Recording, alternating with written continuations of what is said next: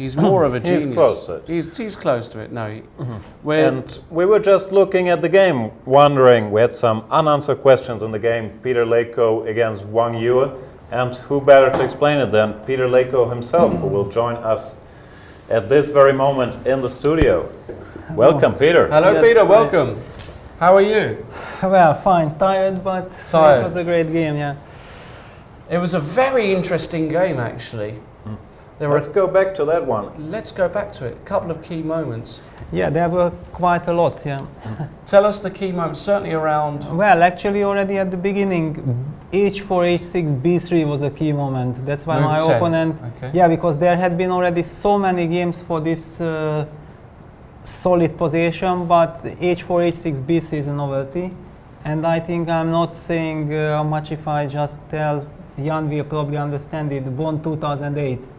I mean, okay, we had been working, you know, we had been working. Ever since I already used so many different move orders against Smiths. I think 2010 Vaikanze, I played some A3, but now B3. And then even in some annotation, people were saying, well, it's quite a mysterious move. It is, but quite interesting.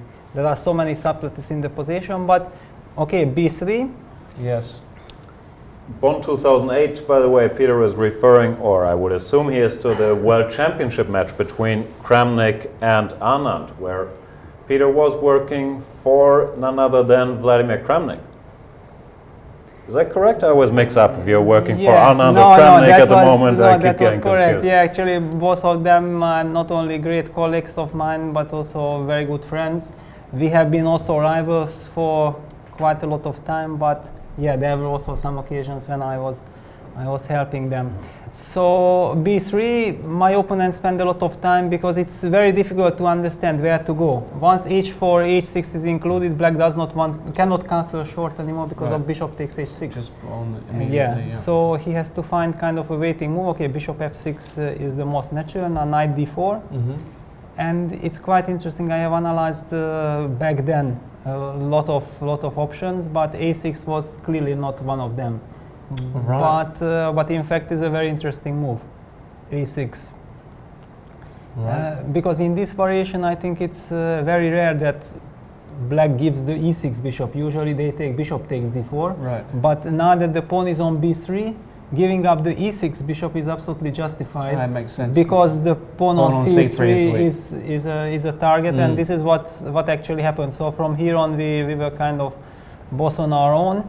Fe6, G3, a long castle, Bishop H3. It all looks very nice for white, but in few more moves we will see that actually Black is probably perfectly fine. Exactly because of this long diagonal problem. So just put the pawn back on B2, and I would say that it's a technical win for white. And like this, it's a very, very difficult position. So Rook E1, Rook D8, excellent move, because Black actually keeps this G5 move in reserve. Yeah. The Rook on H8 can join the battle on the H file, and now it was a huge question, what should I do? Because if I play F4, then he can kind of go G6. This was also very important, because with F4 I can stop G5 once forever, but then Black gets the chance to play G6, and Queen G7 is coming anyway. So it's not only G5, Queen G7, it's also G6, Queen G7. So I was actually hesitating a lot. So I did not play F4, I did not want to weaken the structure. However, Bishop G2 is also slightly committing. I just moved the bishop to H3 and now I'm coming back, but I could not see anything else. So I thought that Knight G5 I'm taking out of the position. So Black has to play D5. This is actually what happened. Yes. Now after D5, already Queen D6 is threatened. And then Black might take over the initiative, because then Queen A3 check and Knight before mates.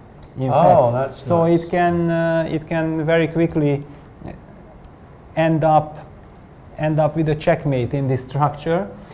So after D5, White plays Bishop C5. Yes.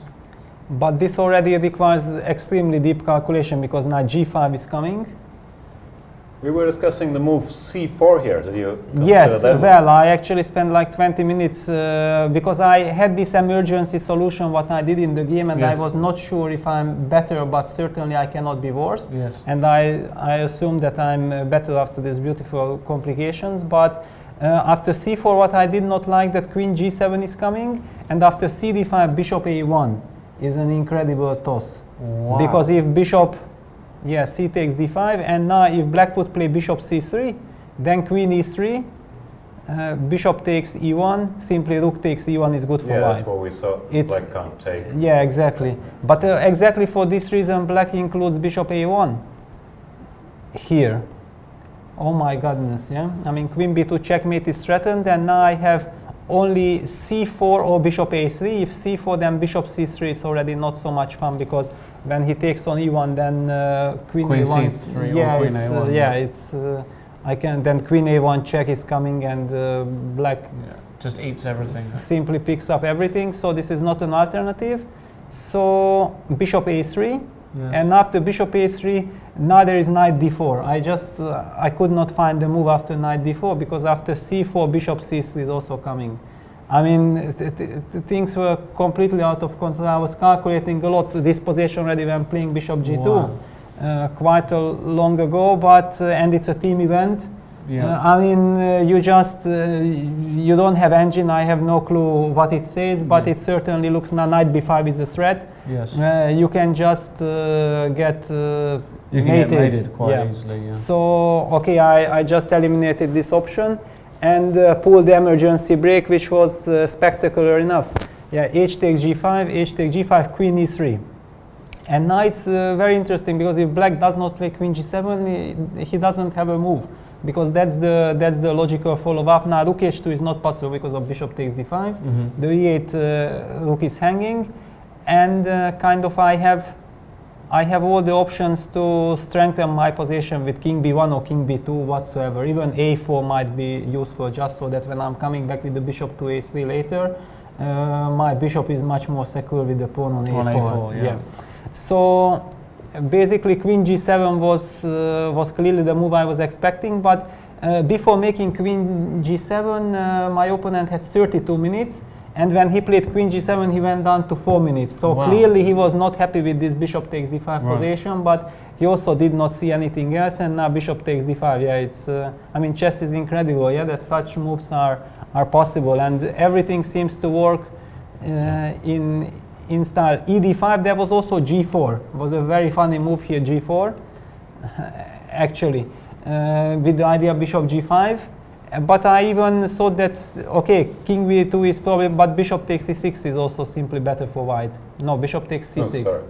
Let's not blunder the queen. Yes, blunder it in another way. Yeah? Just take some material. Yeah. Bishop c6, bishop g5, simply bishop takes e8. Bishop e3 is check, unfortunately.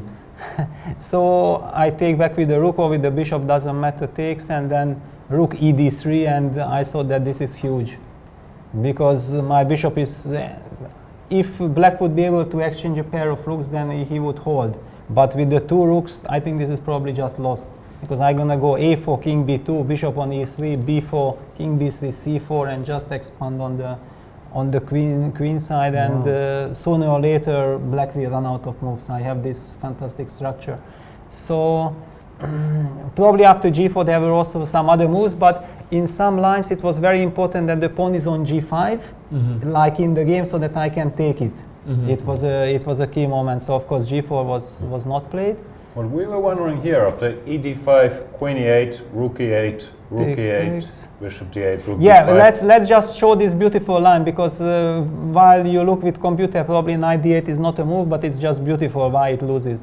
Knight d8, rook takes d5, king c8, it's the logical, bishop d4, and now queen f7 doubles the rook, but bishop takes f6.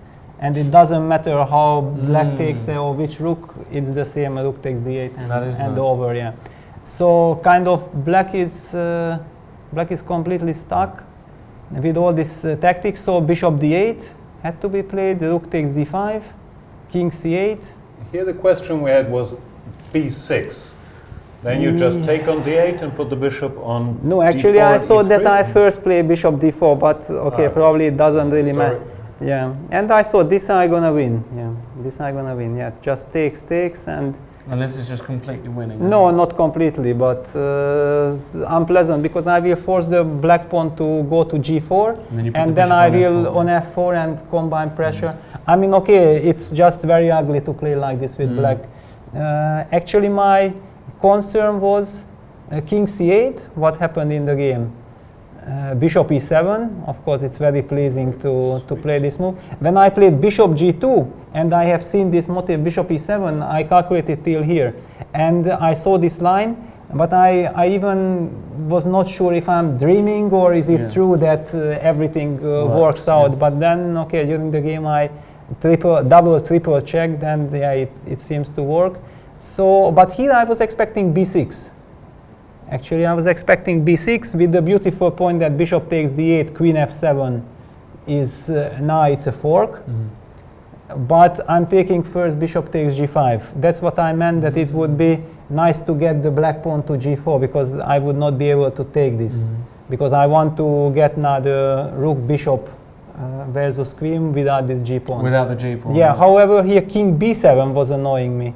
Because here if I would take bishop d8, then suddenly queen takes c3 is serious counterplay. This was the only line I was not sure during the whole game, and then knight b4 is coming, and this queen and knight very dangerous. Yeah. Can be very dangerous. Yeah, so king b1 would lose to knight b4. So in fact, I was not sure if I can take with the bishop. I thought that okay, I can always take with the rook on d8 and just force a draw. But this case, then it's a draw. I don't know what engine is showing. It says bishop d8 and after queen c3 you have rook d7 and you're there first because you can't go knight b4 when rook takes c7. Yeah, this is, I mean, okay, if it would have happened, I would have calculated it, but just from a distance I saw that I can take with the rook, so I'm definitely not risking anything and let him decide first. And it was his turn to decide, so he took on e7.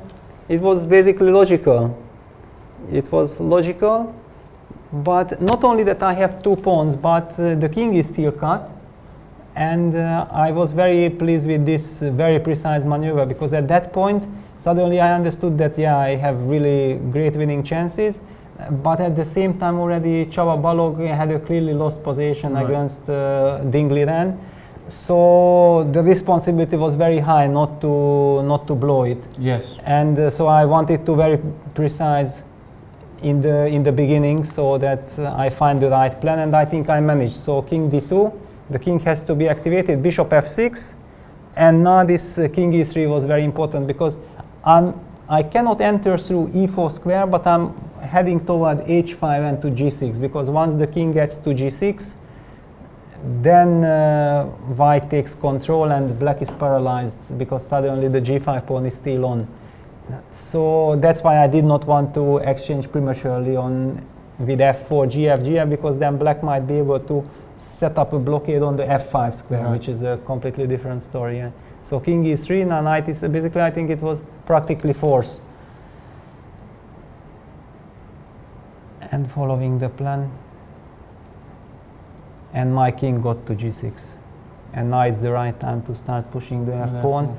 And basically the rest is a matter of technique. Rest is method of technique, but strange enough, I was expecting that it will win automatically, but it wasn't that easy, because somehow black managed to set up a fortress on f7, which is clearly not a fortress forever, but it makes white's task a little bit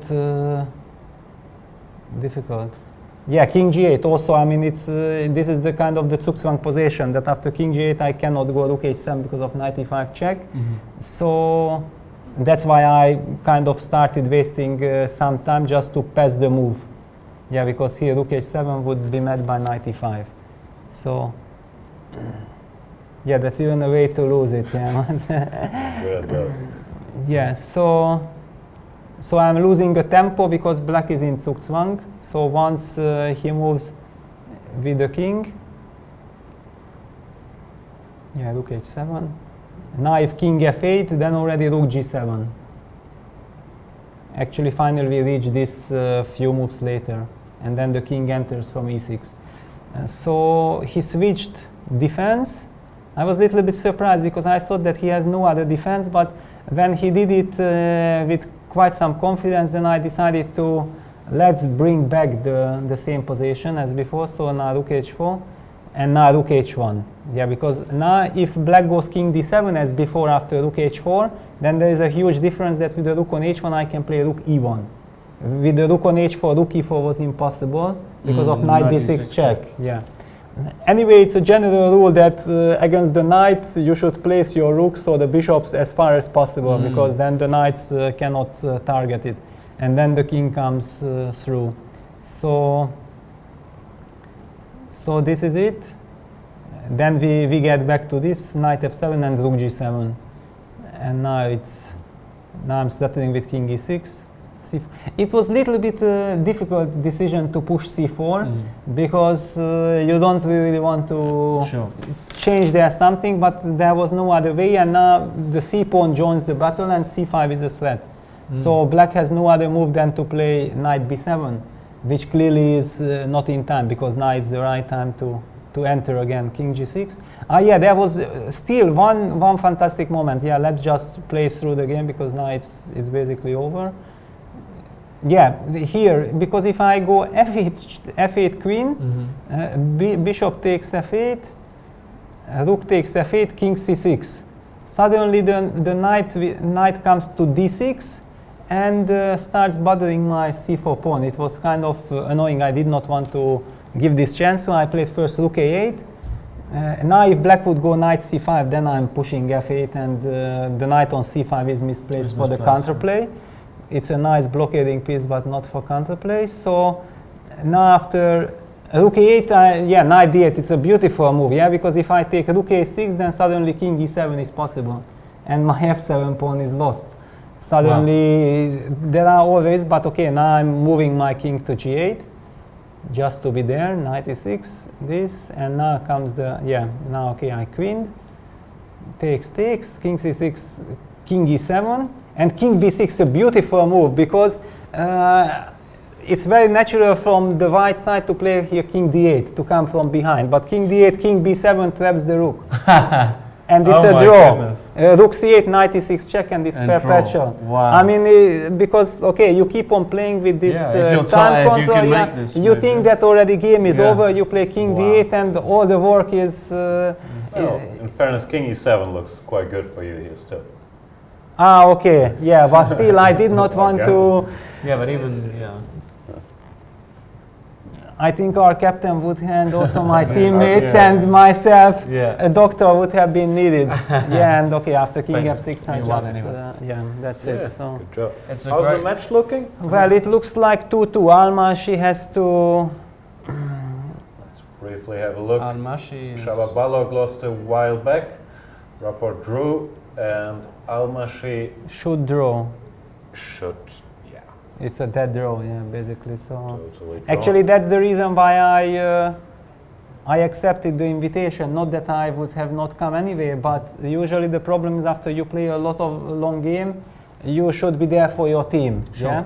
But somehow I had the feeling that this game, Almashi Yuyangji, I should be standing there, but it might make even more nervous Zoltan, for example, because okay, this is now his job. He has to do it, and just it's a dead draw. So then the match is 2-2, which is not bad, not bad, but also not entirely good for any of our teams. So kind of both teams are a little bit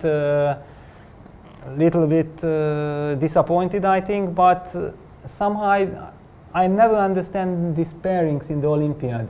I mean, why the seeds, the top seeds are not getting some better pairings at the beginning? I mean, there was simply no reason to play Hungary versus China, and we both had a color issue already. Right. So we repeated colors as if there were not enough teams. There was also France-Armenia, and at the same time some weak teams against weak teams.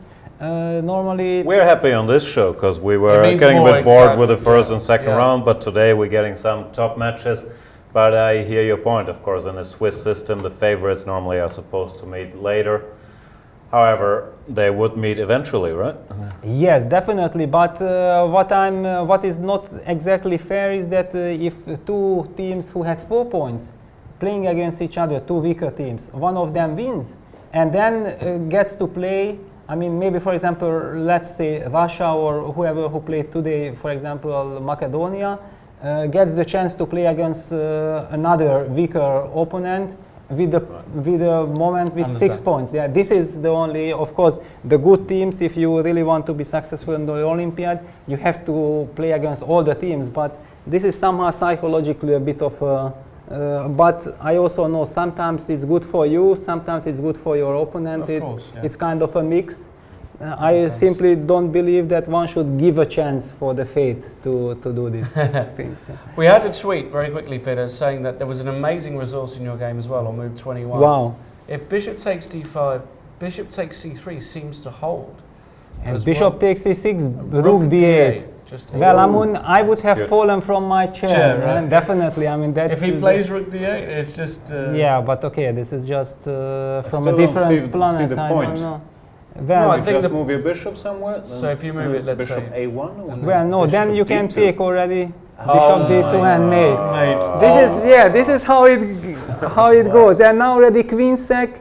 Okay, with the two bishops, I have sunk some kind of a fortress, but it won't hold forever, probably. Bishop d2, that's beautiful. That's yeah, no, you're not gonna hold that, right? Probably. Yeah. This but okay, I'm also not. Would have spotted it before. I'm not obliged to fall into a cheapo. Yeah. No.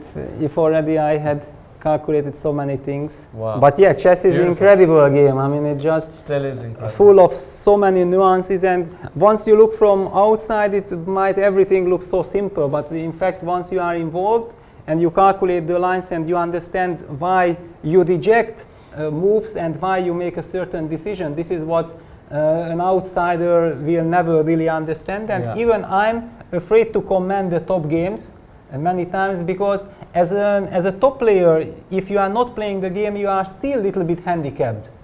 Because they are so well concentrated. It's like the Van Damme movie Bloodsport, that okay, Van Damme, right? Exactly, yeah, he gets blinded and then suddenly he starts to feel everything, and this is actually what's happening. That's a great movie. It's a great movie. It's a chess players, because once you play your game and the engine is not on, you have to do all the work, Of course. Nobody is there to We're well aware, that's why we switched to talking about it with the engine on. It's a lot less stressful than sitting there.